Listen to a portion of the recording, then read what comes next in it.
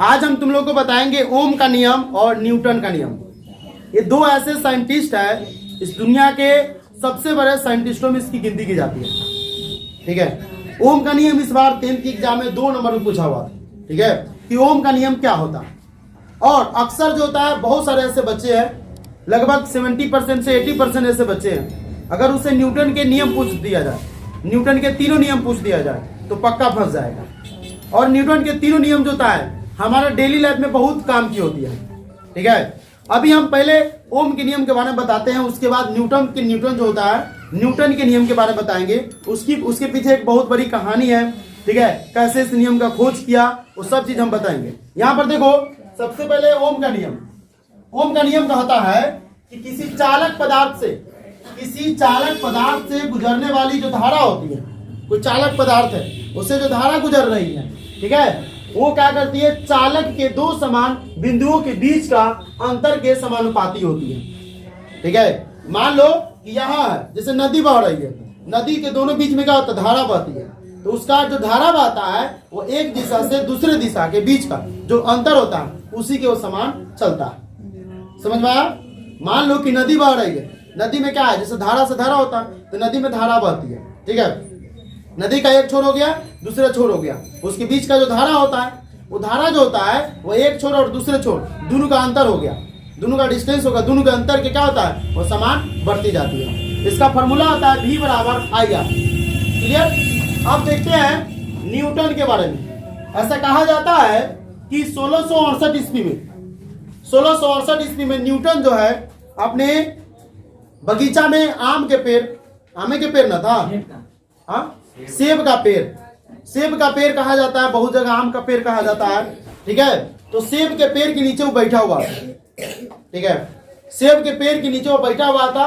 अचानक क्या किया, उस ऊपर से एक सेब जो है उसके माथे पर गिरा, टपक सिवन। ठीक है, गिरा तो ये सोचा कि सेब गिरा तो आखिर गिरा कैसे, गिरा तो नीचे काहे गिरा, ऊपर काहे नहीं गिरा।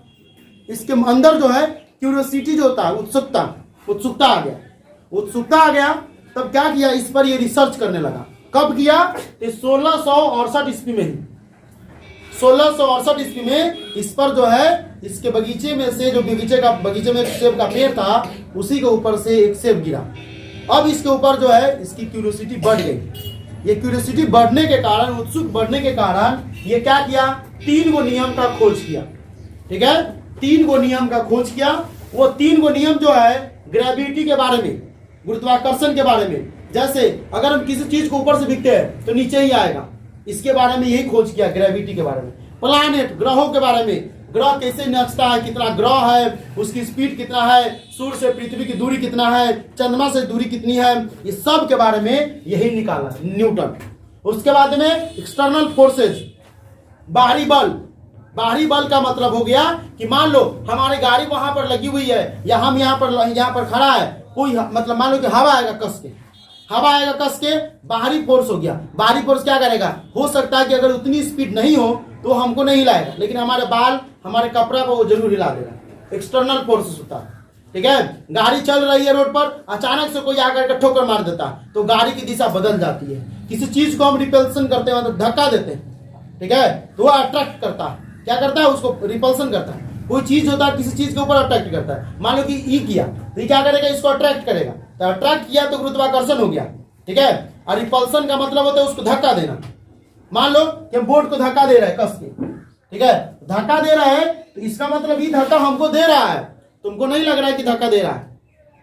ठीक है, मान लो कि एक लड़का को हम इधर से धक्का देंगे तो वो भी हमको इधर से धक्का देगा, इसका मतलब इसमें क्लियर हो जाता है कि ये धक्का दे रहा है तो वो धक्का दे रहा। अगर वो धक्का नहीं देगा तो इसका मतलब वो गिर जाएगा, इसका मतलब पीछे हटेगा, है कि नहीं। मान लो कि यहाँ पर कोई चीज रखा हुआ है, मान लो कि डंडा यहाँ पर है, ठीक है, अगर हम इसको धक्का दे रहे हैं तो क्या करेगा, इधर भागते जाएगा। लेकिन अगर हम इसको धक्का दे रहे हैं, ये नहीं रोक रहा तब ना भाग रहा, अगर ये रोकेगा तो भागेगा, नहीं भागेगा। इसका मतलब है यही 3 गो नियम को इसमें क्या किया, एक्सप्लेन कर दिया। पहला नियम कहता है, न्यूटन के 3 नियम में यहाँ पर जो है पहला नियम, ठीक है, न्यूटन के 3 नियम जो है भौतिक विज्ञान का आधार है, जो वस्तुओं की गति पर आधारित है। इस नियम की खोज न्यूटन ने सन 1668 ईस्वी में किया था। और इसी नियम से ग्रेविटी, प्लैनेट, एक्सटर्नल फोर्सेस के बारे में भी पता लगा। जब ये तीनों नियम को खोज कर लिया तो इसको जो है अपने किताब में इसी साल 1668 ईस्वी में किताब प्रकाशित किया न्यूटन ने खुद। उसका नाम था mathematical principles of natural philosophy. इसी में क्या किया, इस तीनों नियम को लिखा इसी किताब में सबसे पहले। अब बहुत सारे वैज्ञानिक इसके बारे में तथ्य देखा कि क्या लिखा है।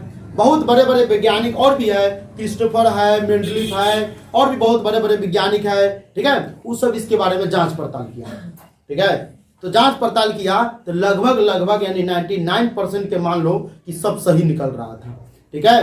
बड़े बड़े मीनार की ऊंचाई सब के बारे में ये सब जो इसमें पता लगा लिया। अब देखो यहाँ पर जो है पहला नियम कह रहा है कोई भी वस्तु स्थिर वेग के साथ तब तक विराम अवस्था में रहती है जब तक कि किसी बाह्य बल के द्वारा उस वस्तु की गति में परिवर्तन न किया जाए।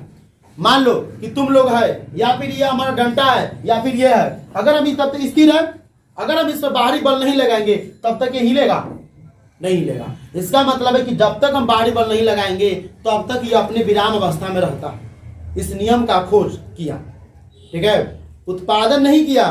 एक होता है आविष्कार, जैसे बल्ब का आविष्कार हुआ और कोई चीज के बारे में पहले से धरती पर है और उसके बारे में पता करके बता देना, उसको खोज कहते हैं। ऐसे भारत की क्या हुआ है, भारत की खोज हुआ है और पाकिस्तान का जन्म हुआ है, और जो जन्म हुआ है जिसका एक दिन मरना तय है। ऐसा कहा जाता है कि जिस चीज की जन्म होती है उसकी मृत्यु अटल रहती है, और भारत की थोड़ी जन्म हुआ, इसका तो खोज हुआ ये बहुत पुराने जन्म समय से, ठीक है। और पाकिस्तान का क्या हुआ, जन्म हुआ, ये भारत में से बंटवारा हुआ, ठीक है। समझ में आ रहा है ना। चलो अब यहां पर देखते हैं दूसरा नियम।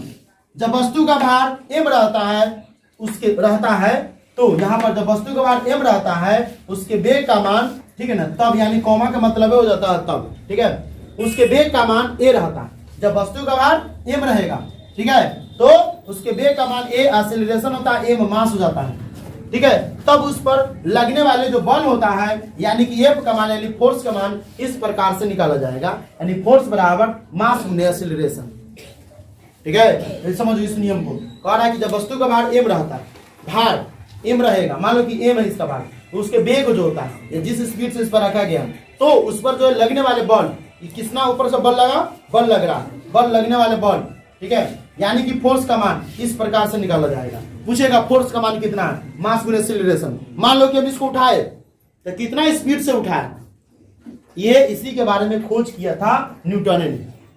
हम इसको तो बाहरी बल उसको दिए लेकिन कितना स्पीड से दिए ताकि ये उठ गया, इसके बारे में भी न्यूटन ने खोज किया।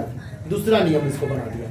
पहला नियम कि जब तक वो विराम अवस्था में रहेगा तब तक कि जब तक उस पर बाहरी बल का टच ना हो, बाहरी बल उसको स्पर्श न करे, ठीक है। और दूसरा उसी का नियम कि उसमें कितना स्पीड से बल लगाया गया, इसके बारे में खोज जो है न्यूटन ने किया था। क्लियर, दो नियम समझ में आया। तीसरा नियम देखो, किसी वस्तु द्वारा की गई क्रिया उसके बराबर या विपरीत दिशा में प्रतिक्रिया होती है।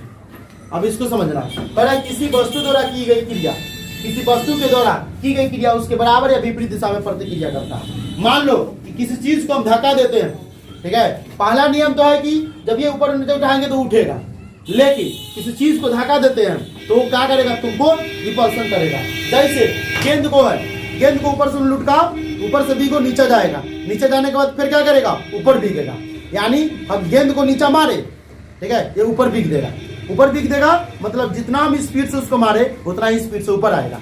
इसका दिशा चेंज हो सकता है लेकिन उतना ही स्पीड से ऊपर आता है। ये भी न्यूटन का तीसरा नियम है। समझ में आया। मान लो किसी चीज को तुम धक्का दे रहे हो, तो धक्का दे रहे हो तो उतना ही स्पीड से वो भी धक्का दे रहा है। अगर वो धक्का नहीं देता तो दीवार भाग करके वहां चल गया रहता, कहाँ, सरकारी स्कूल में पढ़ने। समझ में आ रहा। अगर हम इसको धक्का दे रहे हैं तो ये भी हमको धक्का दे रहा है, लेकिन तुमको नहीं लग रहा है कि धक्का दे रहा, लेकिन वास्तव में धक्का दे रहा है हमको। अगर धक्का नहीं देता तो घुसुकते हुए जाता। समझ में आया। तो 3 गो नियम को बना दिया, 3 गो नियम का खोज किया। उसके बाद mathematical principle of natural philosophy ये अपना किताब प्रकाशित किया और उसी साल 1668 साल में 1668 ईस्वी में इसको प्रकाशित कर दिया। इस तरह से न्यूटन के 3 गो नियम जो है आज हम लोग पढ़ते हैं, ग्रहों के बारे में जानकारी करते हैं, जो आजकल देखते हो कि मौसम के बारे में पहले पता लग जाता है, सैटेलाइट के बारे में, बड़े बड़े रॉकेट जो होता है, इस सब का मेन कारण जो है न्यूटन को दिया जाता है। अगर ये न्यूटन 3 नियम के नहीं खोज के रहता तो रॉकेट सब जो ऊपर जाता है, जो चंद्रमा पर घर बनाने का सपना है, बहुत बड़ा बड़ा सैटेलाइट सब छोड़ा गया है, ठीक है ना, इस सब के बारे में इसी के ऊपर इसी को जो दिया जाता है इसका, यानी इसी का ये उद्देश्य होता है, इसी को इसको क्या किया जाता है, क्रेडिट दिया गया। क्रेडिट का मतलब है कि इसके कारण ये सब चीज का निर्माण हुआ है। समझ में आ गया? तो आज ये सब चीज जो है तुम लोग को बताया गया, कोई नया चीज नहीं था, पुराना चीज था, लेकिन इसको समझाना जरूरी था। क्लियर? समझ में आया सबको? ठीक है।